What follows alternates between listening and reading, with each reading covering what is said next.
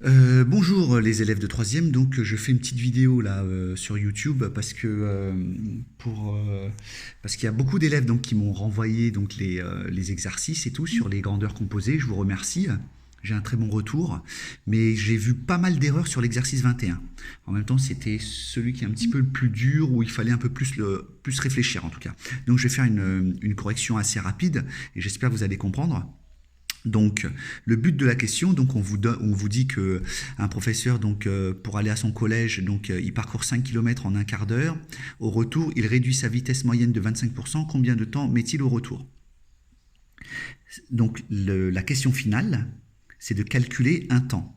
Qui dit un temps, souvent, on va penser à la vitesse. Et je rappelle que la formule de la vitesse, c'est V égale D sur T.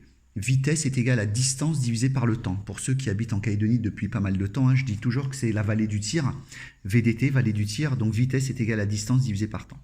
On vous demande de calculer un temps, donc c'est-à-dire la lettre T.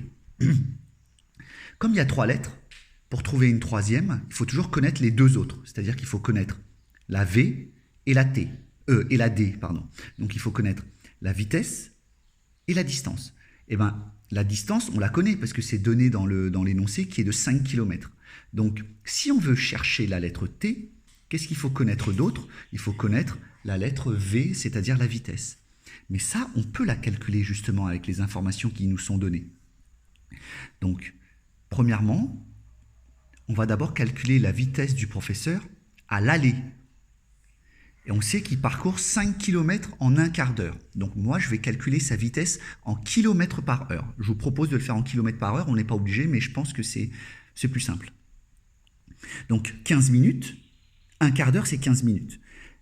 Je rappelle que pour passer de minutes en heure, il faut diviser par 60. Donc 15 minutes, je le divise par 60, ce qui me donne 0,25 heures. C'est-à-dire qu'il fait 5 km en 15 minutes, donc 5 km en 0,25 heures. Donc sa vitesse à l'aller, je fais V égale D sur T, je remplace, V est égal à 5 km sur 0,25 heures et on trouve 20 km par heure. Donc 20 km par heure, c'est sa vitesse à l'aller. Nous, ce qu'on veut, c'est au retour. Mais qu'est-ce qu'on a d'autre comme information? On nous dit qu'il réduit sa vitesse de 25%.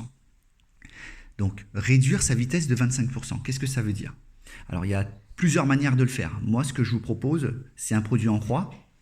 Donc, 25%, je rappelle que c'est une fraction 25 sur 100. Ça veut dire quoi? Ça veut dire que si on était à 100 km/h, eh ben on réduit donc de 25 km/h. Sauf qu'en réalité, il est à combien? Il est à 20 km par heure. Donc 20 km par heure, je le mets ici. Et je vais faire un produit en croix pour savoir à combien cela correspond en réduction. Donc je fais mon produit en croix, 25 fois 20 divisé par 100, et je trouve 5 km par heure. Donc qu'est-ce que ça veut dire une réduction de 25% sur ces 20 km par heure? Ça veut dire qu'il est à 20 km par heure, réduire de 25%, c'est-à-dire qu'en fait, on va réduire de 5 km par heure. Donc en gros, il était à 20, on réduit de 5, donc 20 moins 5, 15 km par heure. Donc sa vitesse au retour est de 15 km par heure. Je reprends la formule de la vitesse V égale D sur T, et ensuite je remplace. V, maintenant je l'ai, c'est 15. La distance, c'est 5. Et après je mets sur T parce que le temps, c'est ce qu'on veut chercher. Je rappelle que 15, c'est 15 sur 1. En faisant ça, je peux faire en fait un produit en croix. Donc T est égal à 5 fois 1 divisé par 15 et on trouve 0,33333 heures, ce qui est un peu chiant à lire. Du coup, on va le convertir en minutes. Donc pour passer d'heures en minutes, on multiplie par 60. Donc ce résultat-là, 5 fois 1 divisé par 15, je le multiplie par 60 et je trouve 20 minutes. Donc il va mettre 20 minutes au retour. Si ce n'est pas encore compris, vous m'envoyez des messages ou des commentaires et je vous réexplique tout ça. Passez une bonne journée.